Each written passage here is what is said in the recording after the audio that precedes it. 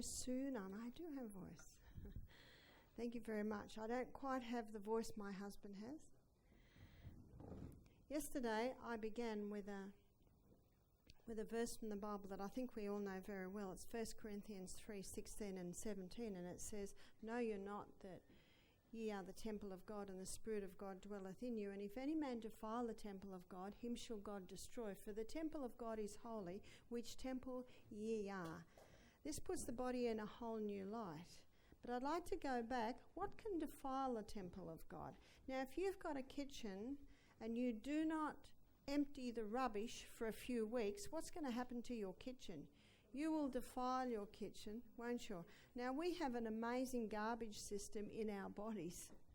And in many bodies, it's not working well.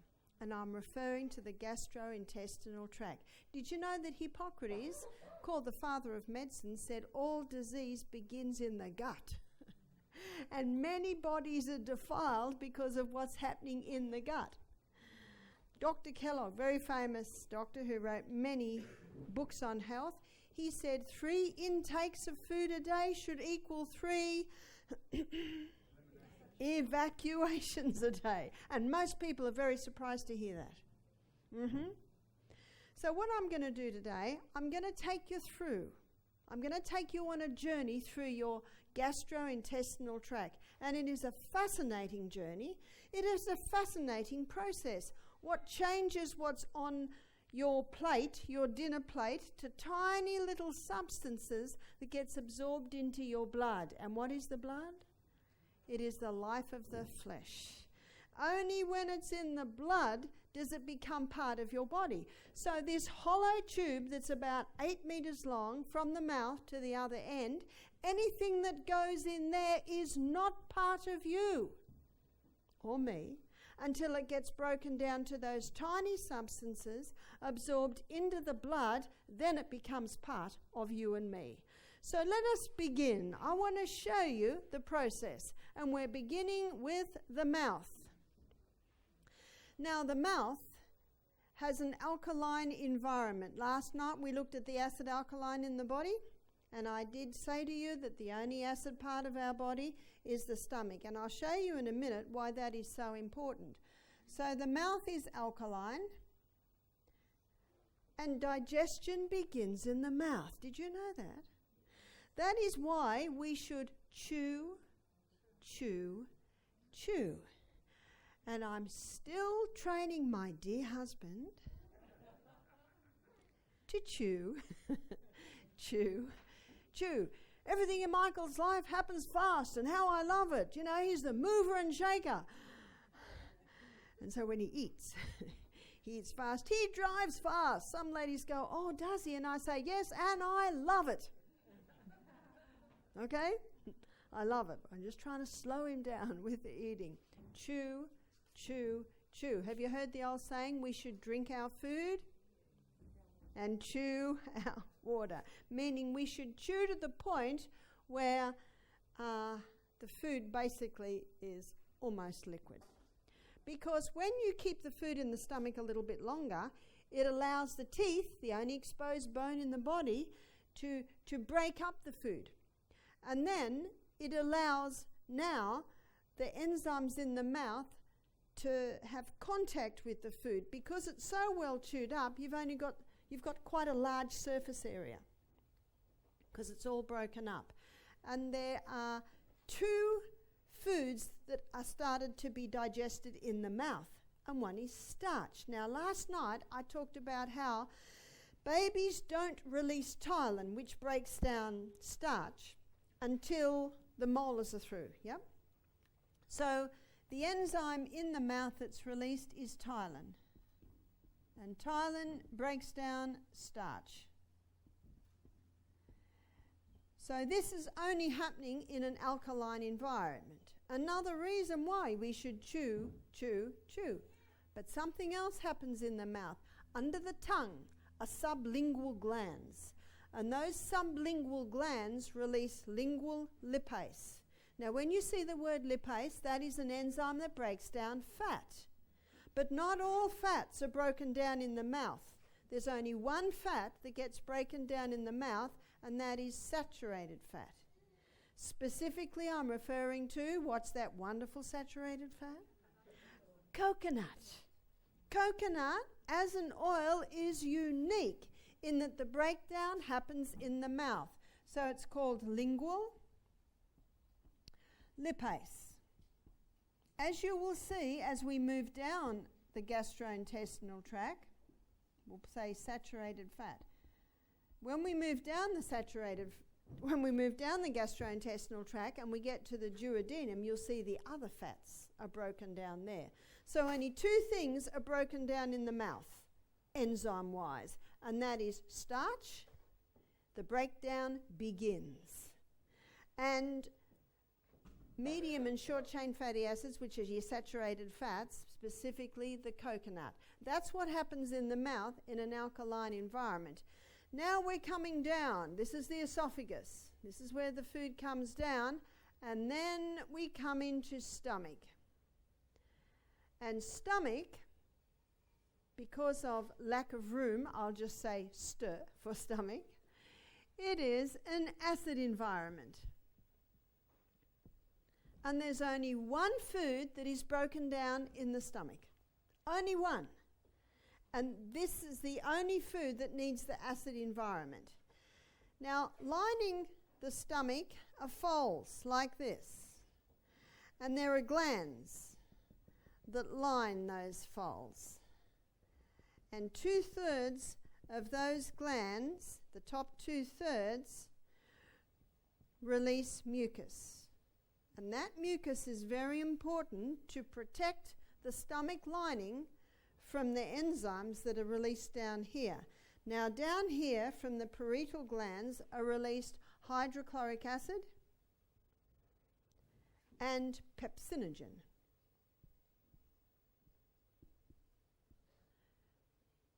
Hydrochloric and pepsinogen, they unite and they release pepsin.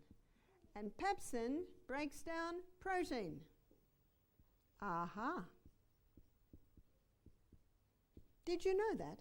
That's the only food that is broken down in the stomach. I have a book at home called The Physiology of Digestion by Dr. William Beaumont, and it was written in 1833. And it's a fascinating story.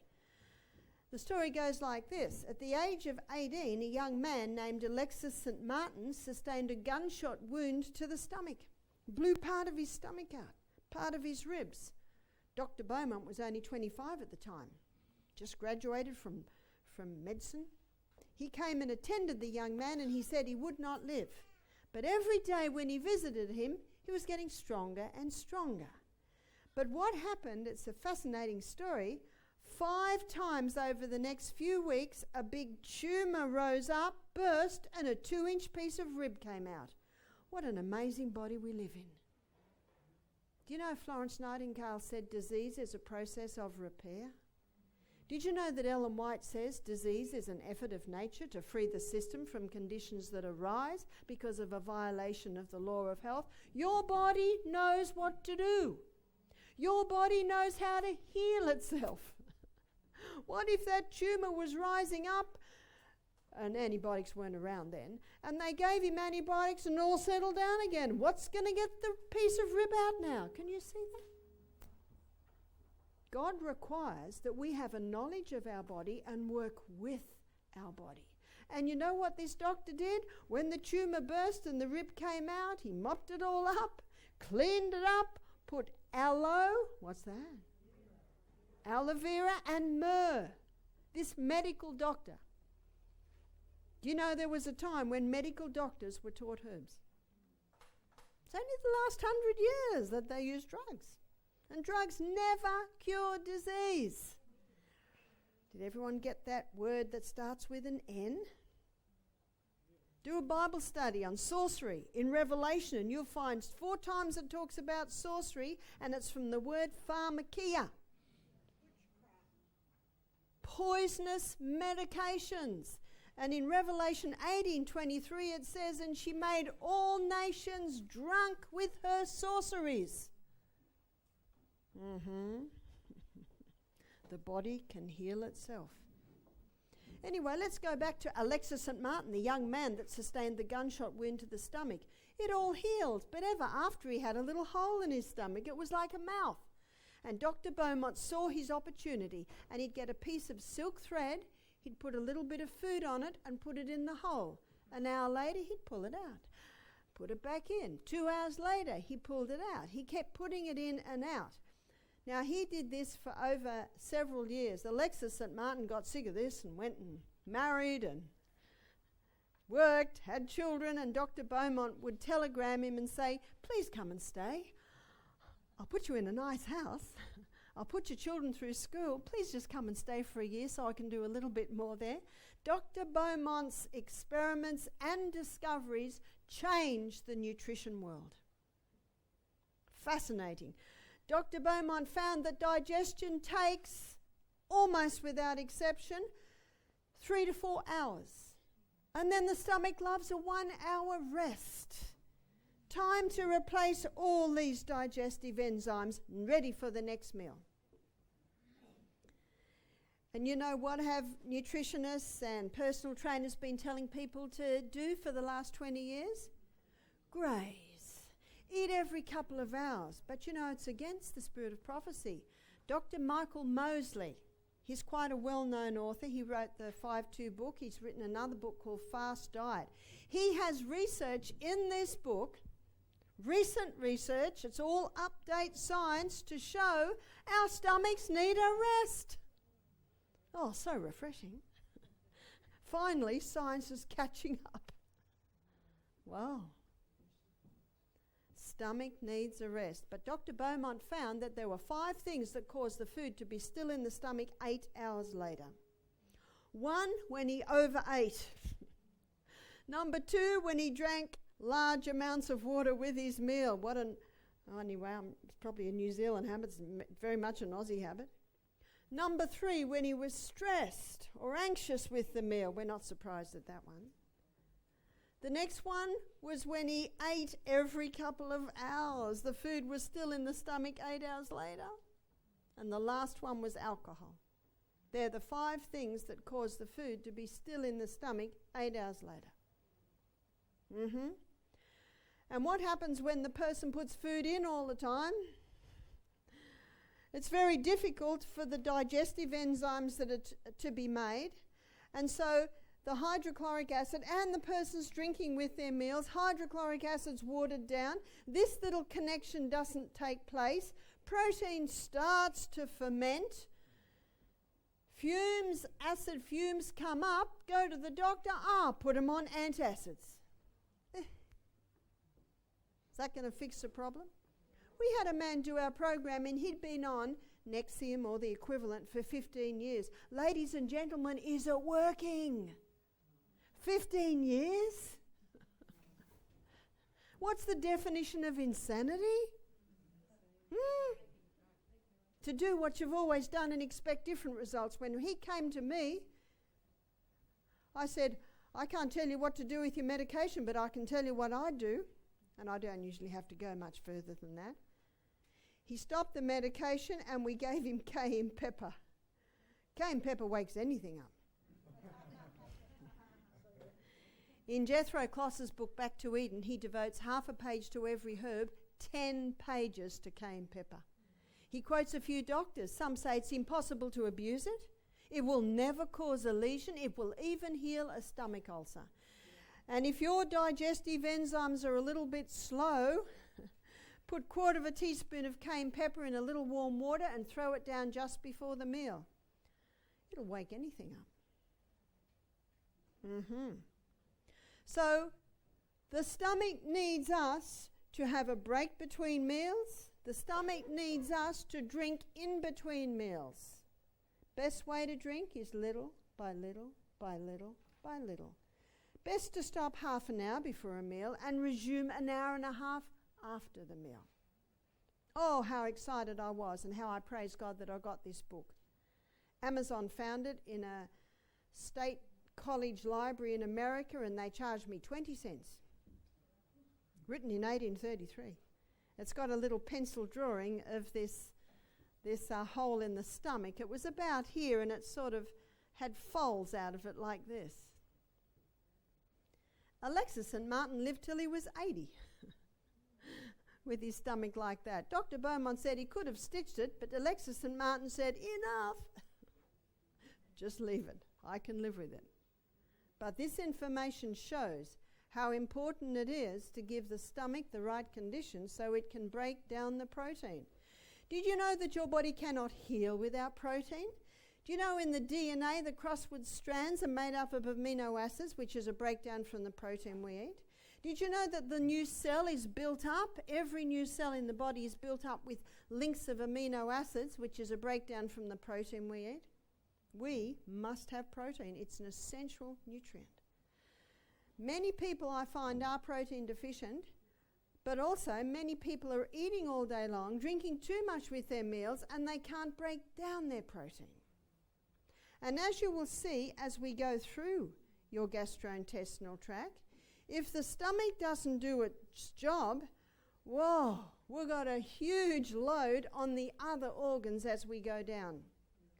So let's move out of the stomach. Again, the only thing that's broken down in the stomach is protein. That's why if someone says, I've got a very acid stomach, I say, fantastic. It should be. You'll break down your protein very well. So let's go down now to the duodenum. So I'm going to shorten this so that you can see it. The duodenum comes out of the stomach like this. The liver sits up here with the gallbladder underneath. And under here, on your left side, is your pancreas. There's your pancreas. And under your right rib is your liver. And underneath the liver is the gallbladder. And from the gallbladder there comes a bile duct. And the bile duct comes down and connects with the neck of the pancreas. And so the enzymes from the bile duct come into the duodenum about here, first part of the small intestine, and also from the pancreas. So we're going to have duodenum here. And one of the first things that comes out of the duodenum, or into the duodenum, I should say, is bile from the gallbladder. So let's have a look at liver. And again, this is alkaline. Once you get through this pyloric sphincter, now it's alkaline. So with the duodenum and the alkaline, from the liver, gallbladder, comes bile. And bile breaks down the fats into tiny particles. And from the pancreas, so here we are, the big P, from the pancreas comes pancreatic lipase. Remember that enzyme again? And it further breaks down fat. Bile breaks down fat, and the pancreatic lipase breaks down fat. Now earlier I talked about medium and short chain fatty acids, saturated coconut oils in the mouth are broken down by the lingual lipase. So when that fat gets into the stomach, it's already had its breakdown. When it comes into the duodenum, does not need bile from the liver, does not need pancreatic lipase from the pancreas because it's already had its breakdown. Amazing oil. That's why anyone with gallbladder, pancreatic problems, liver problems, what's the best fat for them? The coconut. No wonder the islanders called the coconut traditionally the jewel of the Pacific. It's a wonderful healer. So let's come back to the pancreas. So fat has been broken down by the bile, coming down through the bile duct, further broken down by pancreatic lipase coming from the pancreas. The pancreas also releases pancreatic amylase. Now amylase is the final breakdown of starch. Now where did starch begin? Mouth. It's been put on hold. The breakdown began in the mouth. It's put on hold because it comes into the acid stomach. So it's just basically put on hold. Then it comes down into the duodenum where you've got the alkaline environment, And the pancreas releases pancreatic amylase, and it further breaks down our starches. Also, from the pancreas, trypsin's released. Got a P in there, trypsin and chymotrypsin. Now, trypsin and chymotrypsin, yes, I am speaking English, they do the final breakdown of your protein.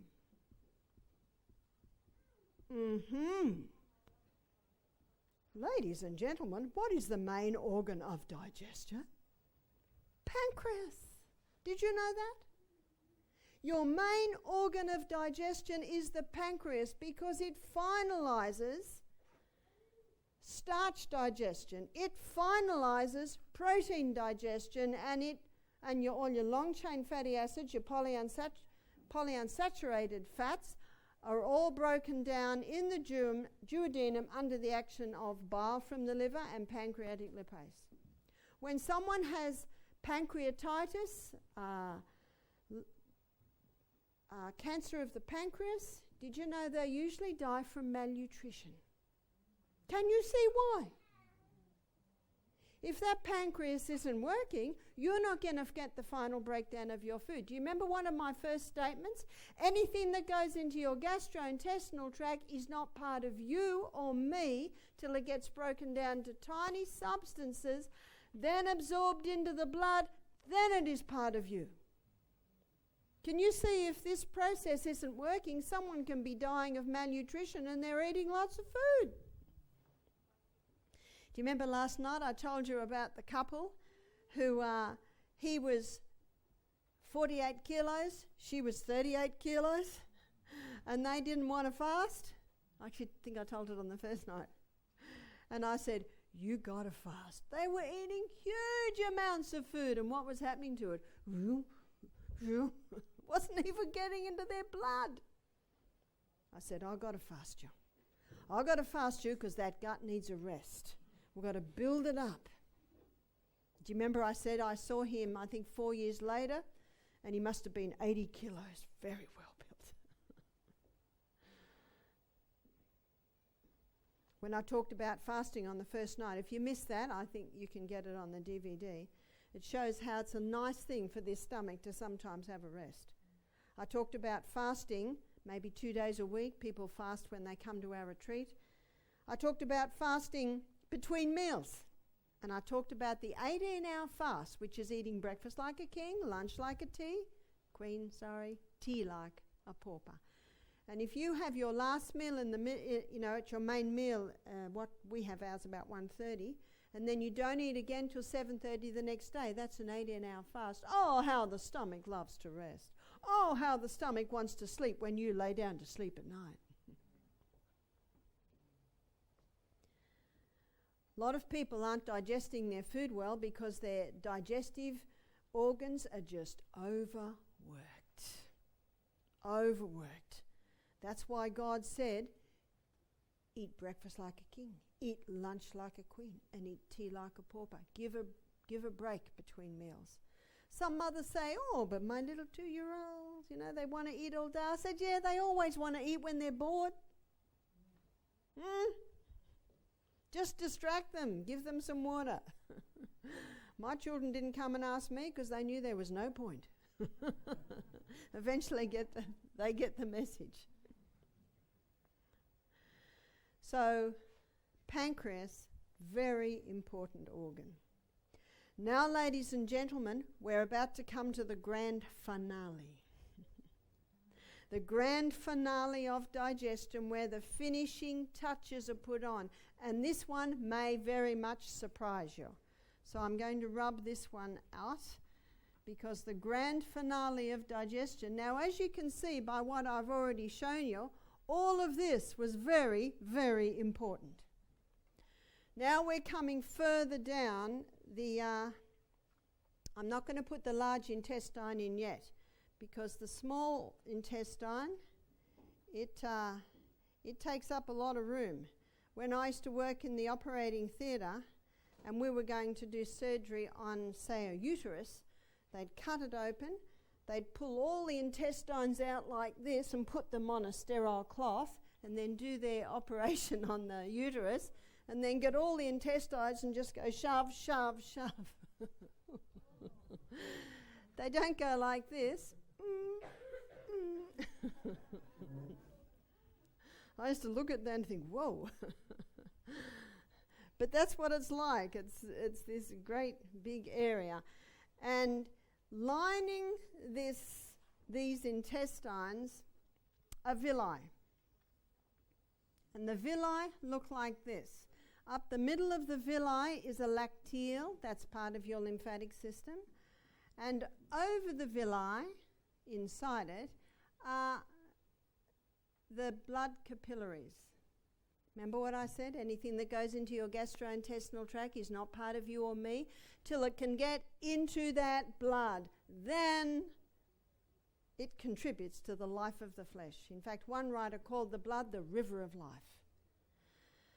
When we were in our mother's wombs, we had a sterile gut, no microbes in the gut.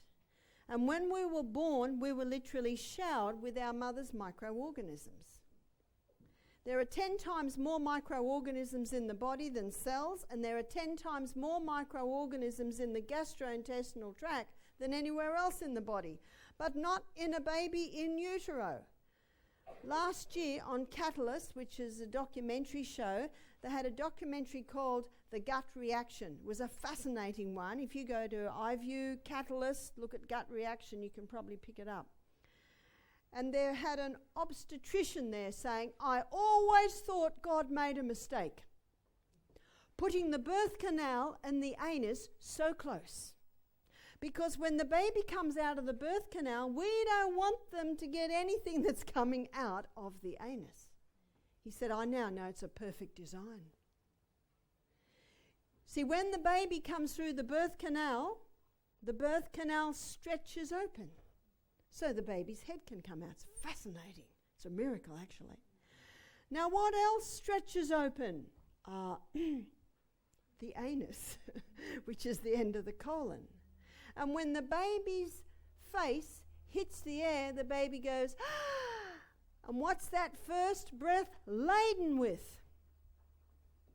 What's coming out of the colon? All the mother's microbes. Notice what the obstetrician said. We now know it's a perfect design. Because as the baby breathes, swallows those microbes in, they come in and they form a thick turf wall. A thick turf lining over the gastrointestinal tract. Now, those microbes play a very important role. They are responsible for the final breakdown of our food. They are responsible for the absorption of our food. They are responsible for protecting our blood against any harmful pathogens that may be in our gut. Protection. They are responsible for nourishing the little cells that line our gastrointestinal tract. You see, the cells that line the gastrointestinal tract, it's like they're born down here and they take 3 to 5 days to travel up and then away they go. Every 3 to 5 days, the cells that line our gastrointestinal tract are remade. Okay, if that's true, how come someone with irritable bowel, Crohn's disease, colitis, gastritis, how come they don't heal in, let's be generous, 2 weeks? Is that a reasonable question?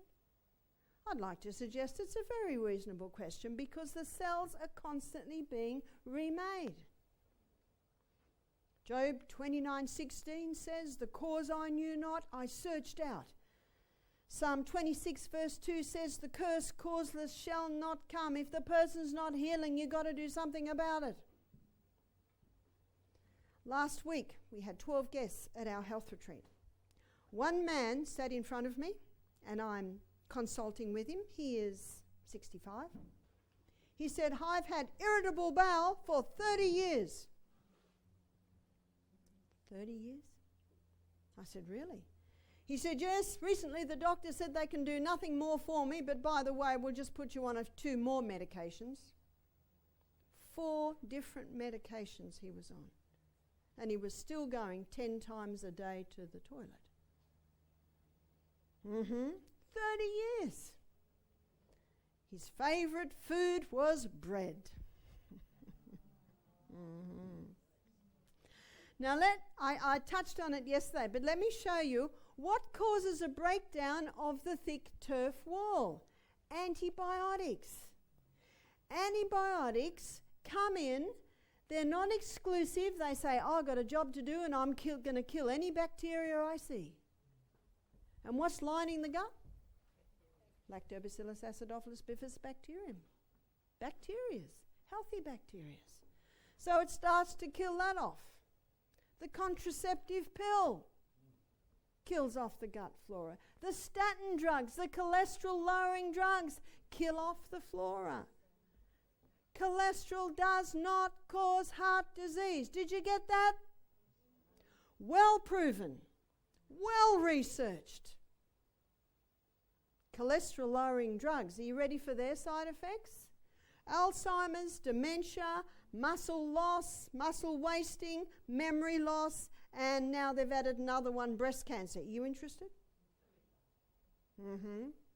It stops the liver making cholesterol, and that same pathway that the liver uses to make cholesterol, it makes coenzyme Q10. That's our heart protective enzyme. So someone, instead of preventing a heart attack by going on statin, cholesterol-lowering drugs, they can increase their risk. What did Revelation 18:23 say? Made all nations drunk with her sorceries. Sorceries, the word comes from pharmakia, drug medication. Drugs never cure disease. They just change the form and location of the disease. I'm glad you're all sitting down for this piece of information because it's shocking.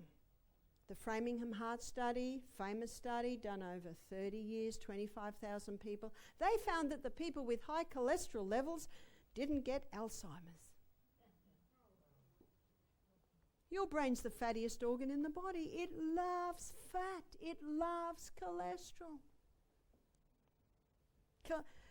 Alzheimer's and dementia can be prevented. You familiar with Dr. Bruce Fife? His coconut oil books. I see a few of them in the bookshelf. He's written another book called Stop Alzheimer's Now, because you can. Part of the treatment is eating fat, especially the coconut oil. Let's go back to these little microbes. We're having a look at what causes the breakdown. Antibiotics, the contraceptive pills, statin drugs, cortisone. And this man was on cortisone. Also your painkillers, things like Nurofen, break down the gut flora. That helps. What have we just lost, ladies and gentlemen?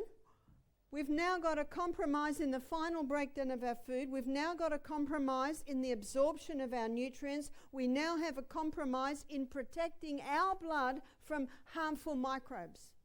We now have a compromise in nourishing the little cells that line the gastrointestinal tract.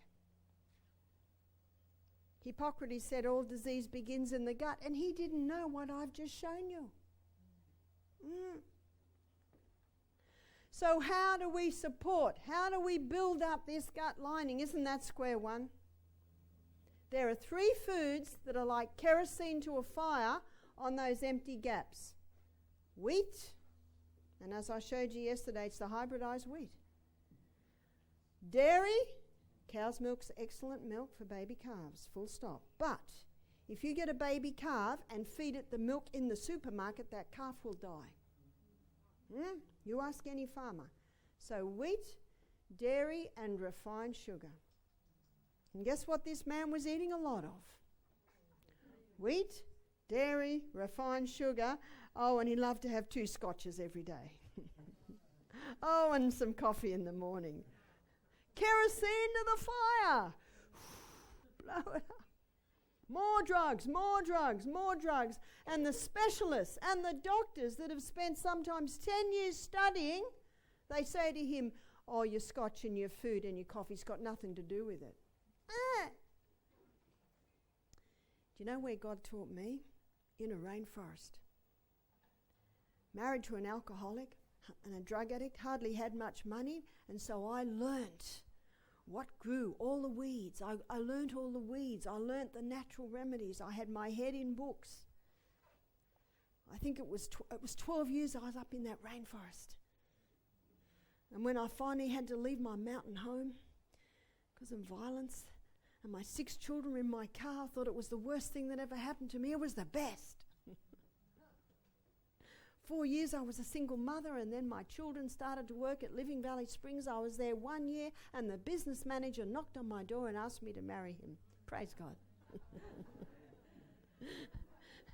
Within 1 year, Michael said, I want to go and start my own health retreat. And so his daughter Michaela, I think she was all of 12, she was his secretary. Our 3 boys, which were I think 11 and 12 and 13, something like that, they were the gardeners. We taught them from a young age. My daughter Julia was 15, she was our cook. Well, she'd been cooking since she was 12. My daughter Jessica was 17, she was our massage therapist. She'd already been massaging, so we had our team. And we looked at the team. It's great because we didn't have to pay them wages. Just feed them. Tell them they're doing well. I said to Michael, but who will be the health director? He said, you. Oh, I said, no, I'm just a mother and I help other mothers. He said, you'll be good. And he walked out of the room. All God's biddings are his enablings. My first lecture was on the 8 laws of health. I think it was a very simple lecture. Do you know, I felt I hardly knew a thing. But unbeknownst to me, up in the rainforest, all my knowledge, all those little bits and pieces that I'd gained in helping my children, they gave me a nickname in the local town. It was Earth Mother. They'd say, just ring up the Earth Mother. But you know, I didn't see that what I was doing was really anything. I was just helping a mother here and there. But you know, when you're in God's school, he can train you in his ways. And Psalm 32 verse 8 says, I will instruct thee and teach thee in the way that thou shalt go. I will guide thee with mine eye. There is no better teacher. So if you think you have to have some qualifications to start, you don't. The only qualifications you require is that you have totally submitted your whole life to God. Amen. And sometimes he's going to ask you to do things that you think you're totally ill-equipped for. And I certainly did. But you know, the reason Michael said you can do it is because 6 months before, up at Living Valley Springs, he was in the office working, and a guest from Brisbane drove 1.5 hours out to see Gary Martin, who was the health director there. And Michael looked at the books. There'd been a double booking. And Michael said to them, I'm sorry, Gary cannot do it. There's been a double booking. And they said, we have just driven 1.5 hours. And Michael thought, what'll I do? Now, my daughter Julia, she was 14. She's working in the office. She went up to Michael and said, did you know Mum's a naturopath? We'd been married for about 6 months. He said, is she? So he rang me up and said, Barbara, look, Gary's double booked. Can you come and help these people? And I said, all right. I took off my apron on, got the hair right, smartened myself up, went and sat in the office, and here is this couple, very wealthy couple. They've gone through the medical system, and they're getting no answers. They're sitting in front of me. I had a pen and a piece of paper. What do I do? 8 laws of health. Tell me about the air that you're breathing. Tell me about your house. Is it pure air? Do you exercise? Do you have much sunshine? She had a tumour. Every day, put the tumour in the sun. I knew a little bit about castor oil. Put castor oil poultices on. So I just went through the 8 laws of health. How much water do you drink? Well, this is how you can start drinking water. Do you drink tea or coffee? Yes. Well, it's time to start because that can hurt your tumor. With the wisdom of God. I finished, took about 3/4 of an hour, had a little bit of a program for them. I smiled and left. Michael rang me up half an hour later. He said, "What did you do?" Oh, I just talked to them. He says, "These people want to book in for the next program and they want you there." What was God showing me? That's right. Because these are God's laws and they are God's ways, and He knows the body, He knows the person. That shocked me. I didn't feel like I'd done anything. You see, you don't need to know very much because the great God of heaven knows that person, knows what they need. Now, do you remember what I said? They'd been through the whole system. They'd spent a fortune. And what did I give them? The 8 laws of health, page 127 of the Ministry of Healing. This is what it says. The only hope of better things is the education of people in the right principles. I say to people, I am not a healer, I am a teacher. Teaching. That's what you are. You're just a teacher. And no one can take you to court for teaching people how to look after their bodies, right? The only hope of better things is the education of the people in right principles. Let the physician teach the people the restorative powers lies not in drugs, but in nature. Disease is an effort of nature to free the system from conditions that arise because of a violation of the laws of health.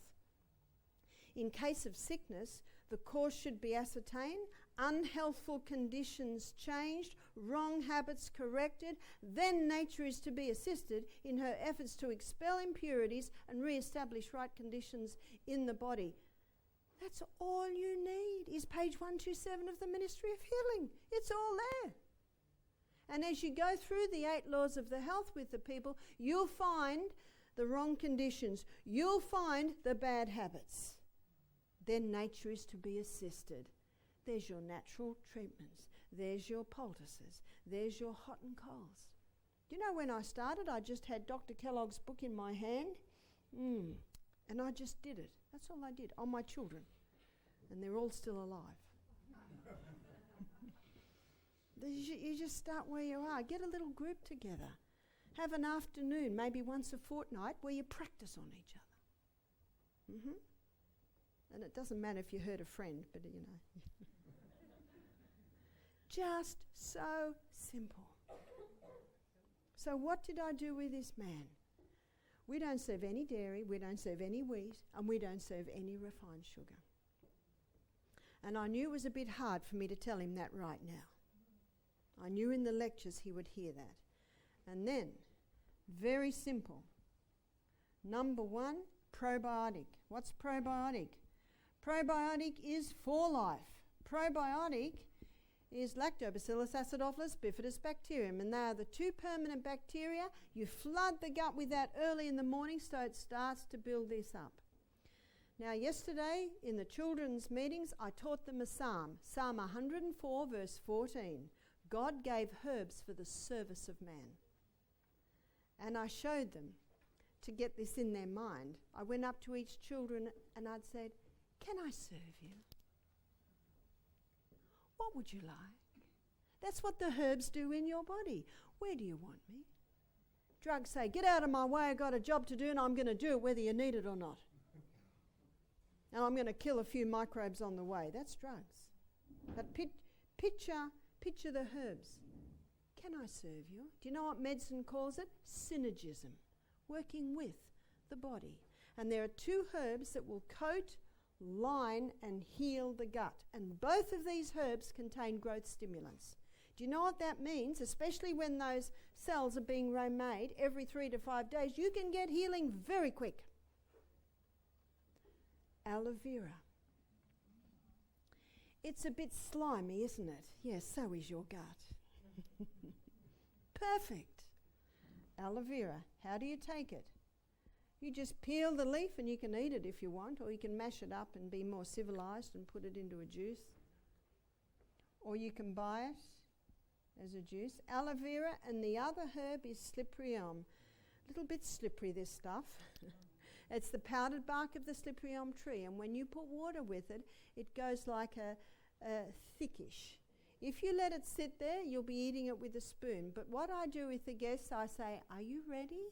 They say yes. I have the powder, I put the water in, I mix it really quick and say, drink. And then it's drunk down as a fluid. But if you let it sit there, now one of my sons, he loved eating it with a spoon. He liked it a bit lumpy. So slippery elm, that's the other one. Now because people with irritation in their gut, I find that they're very sensitive and they get used to things. So maybe a week on aloe vera, a week on slippery elm, a week on aloe vera, a week on slippery elm. Now the third one is stop. This man had to stop his whiskey. He had to stop his caffeine, his sugars. And of course we serve none of that. He's on 4 medications when he comes to me. Sunday a week ago. What's today, Sunday? Probably a week and a half ago, 2 weeks. And I said to him, what was your last medication? This one. Is it doing anything? I don't think so. I said, well, you could probably stop that one. And the cortisone, why don't you start having one every second day? And this one, is it doing anything? No. Well, why don't you stop that one? Okay. So he stopped 3 of his medications, and one of them, the cortisone, he was going to start easing off. And he's on juices for 2 days. And what's going to happen if someone's got irritable bowel and they're on juices? It's going to be diarrhea. Now, I gave it to him 8 a.m., 12 midday, 4 p.m. and 9 p.m., the slippery elm. Next day, how's it going? He said, great. I usually have to have a toilet nearby. This is the next day. By the end of the week, he'd dropped his cortisone by about 1/4, and he had this big smile on his face. He said, I can't believe it. He said, when I exercise in the morning, I exercise on the beach because I know where all the toilets are. He said, I did the 1-hour exercise with our exercise coordinator, and I did not have to go to the toilet. A week? How long's he had it? 30 years. And at the end of the week, he said, I'm excited. I'm going to do this. I said, I believe within a couple of weeks you'll be off all your medication. How exciting is that? Huh? Do you think he's interested in doing it? 30 years. I'll tell you another story. A guy, this was from Kenya. He's 40, very quiet man. Going 10 times a day to the toilet, just had a flare-up. So he's on anti-inflammatories, cortisones. So I gave him the slippery elm 4 times a day. Again, juices for the first 2 days. Now, if he really started to go, I would stop the juices. So I went to him in the morning and I said, how is it? Good. That's all he'd say. How many times are you going? 4. That's all he'd say. Every morning, that's all he'd say. That's amazing. So by Wednesday, he's starting to eat food, and I know things will be even better then. How are you going? Good. How many times are you going? 4. Are you still bleeding from the bowel? No. Do you have any pain? None. You and I'd be jumping from the rooftops. But he's very quiet. I said, I believe you can stop your medication. Right. Next day, how are you going? Good. How many times are you going? 4. Remarkable. By the end of the week, he's off all his medication, no more bleeding from the bowel, no more pain, no more cramps. Incredible. And what do you think his favourite food was when he came to live in Australia? Bread. Bread. Bread. Oh, can it be that quick? It can. Absolutely incredible. Most people don't do everything that you got to do. And I showed you this yesterday, and I'll show you again because it is remarkable. These cells here are very unhappy cells because there's no nourishment, no gut flora.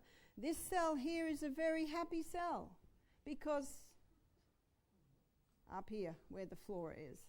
Very happy cell because it's being nourished by the gut flora. The person eats the hybridized wheat and it breaks down to glutamorphine. What I didn't show you the other day is that the dairy, especially the stuff you buy in the shops, it breaks down to caseomorphine. What's morphine? It's an opiate derivative. I'll just draw this a bit clearer. It's the unhappy cell. No gut flora.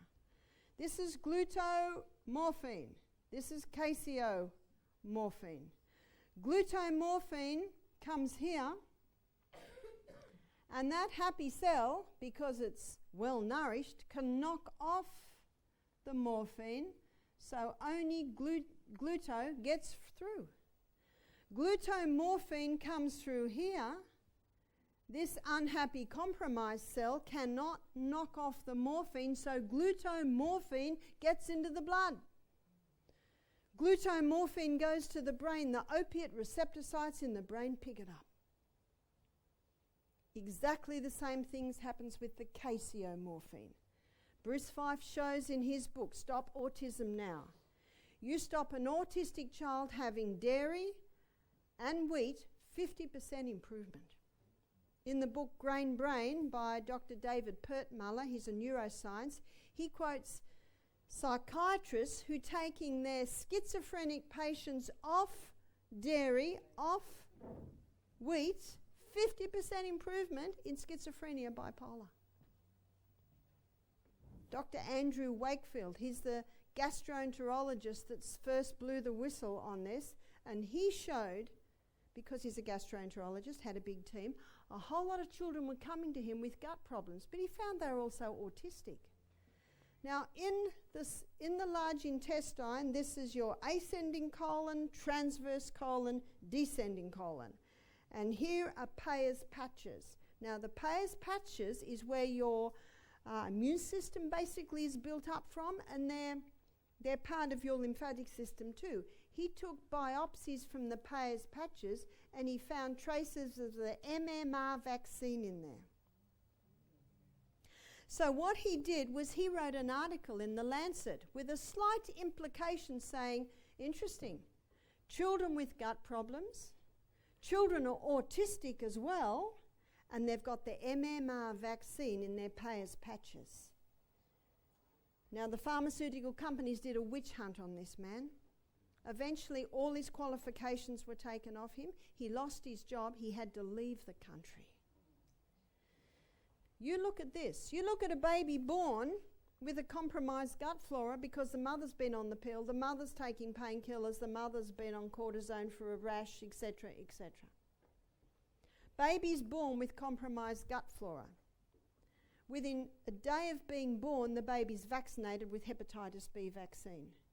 There's only two groups of people that get hepatitis B, drug addicts and prostitutes. So why are they vaccinating newborn babies?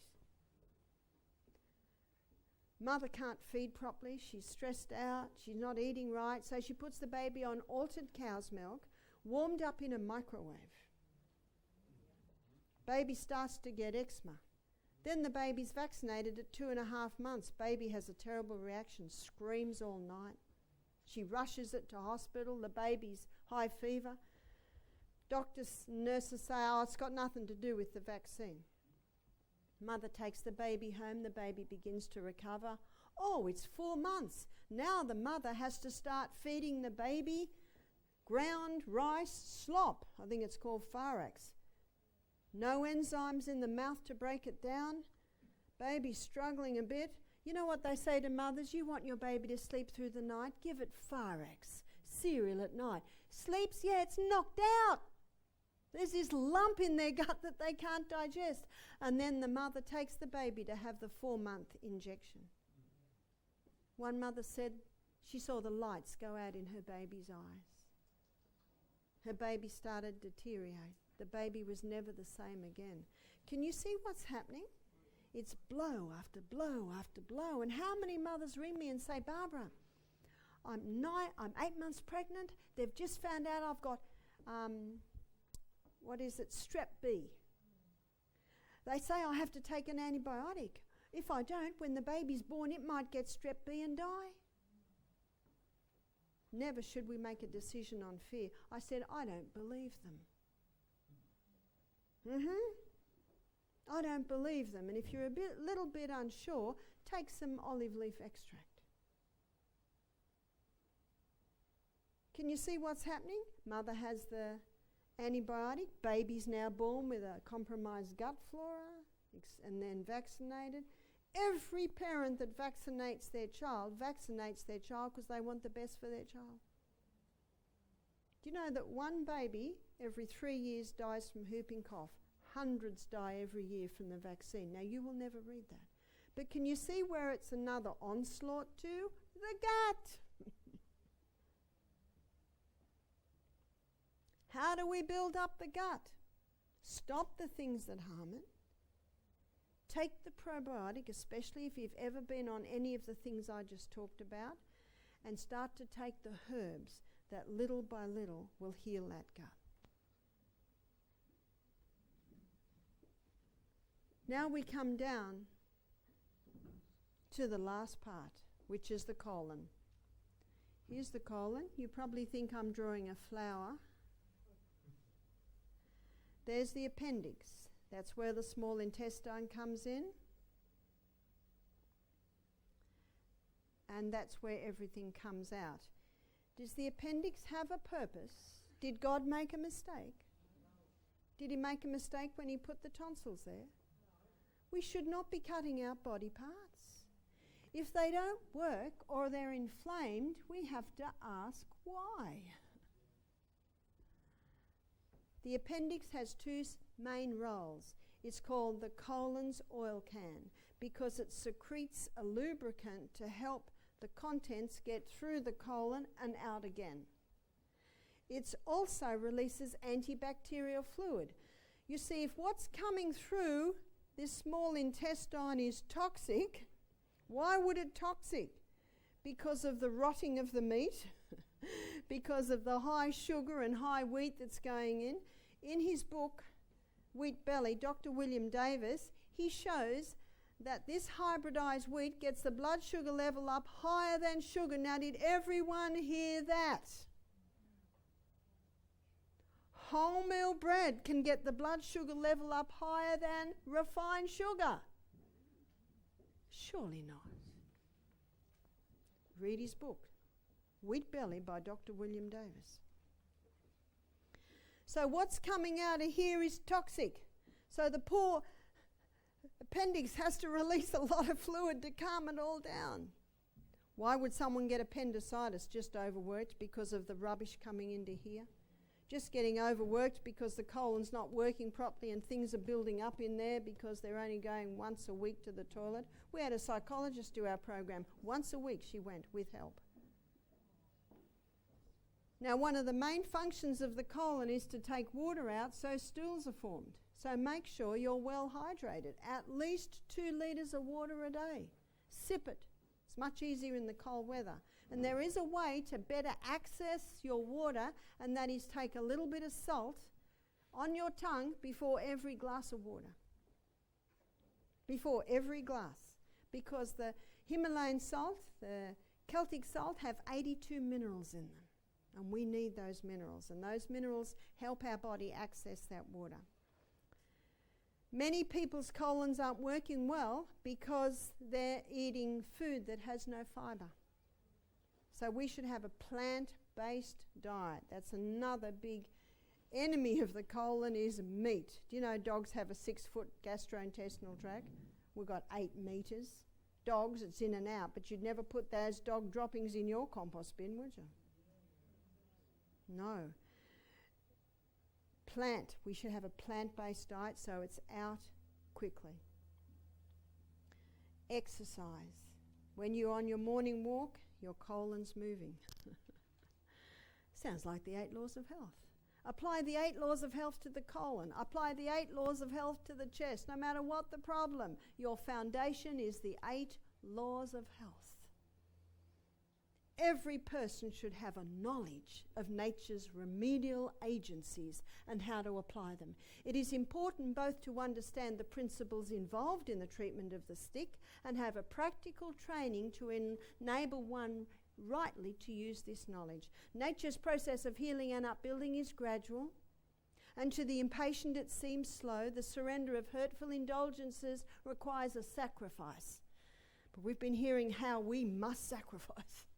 But in the end, it will be found that nature untrammeled does her work wisely and well. Those who persevere in obedience to her laws will reap the benefit in health of body and health of mind. Page 127 of the Ministry of Healing. It's only 2 paragraphs. Start today. It'll only take you a few months. These are principles we must have locked in our mind. Once you conquer the person in the mirror, you are now able and qualified to help others. And it is so simple. You may not have a Michael O'Neill to say to you, yes, you are, just do it. Maybe the Holy Spirit's saying that to you right now. Start with the person in the mirror. And when your family get a happier family member, you can start helping them.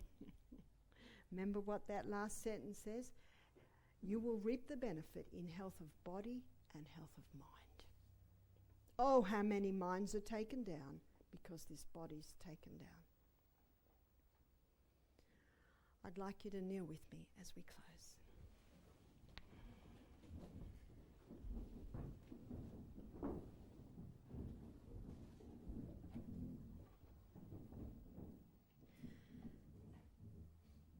Father in heaven, we praise you, for we are fearfully and wonderfully made. Marvellous are thy works, and that my soul knoweth right well. Oh, may we each have more respect for these bodies and minds that you've given us. Oh, help each one of us, Father, to make a decision today, right now, to devote our bodies and our minds to God. We know that you are beseeching us by your mercies to present your bodies living sacrifices. The human organism should be carefully preserved and developed through humanity, that the divine nature might be revealed in all of its fullness to all around us. Father, it is the most powerful thing we can do, and we know that we can do all things through Christ, who strengthens us. So today, this afternoon, we pray these things in the very mighty name of the greatest physician the world has ever known, our Redeemer and our friend, Jesus Christ. Amen.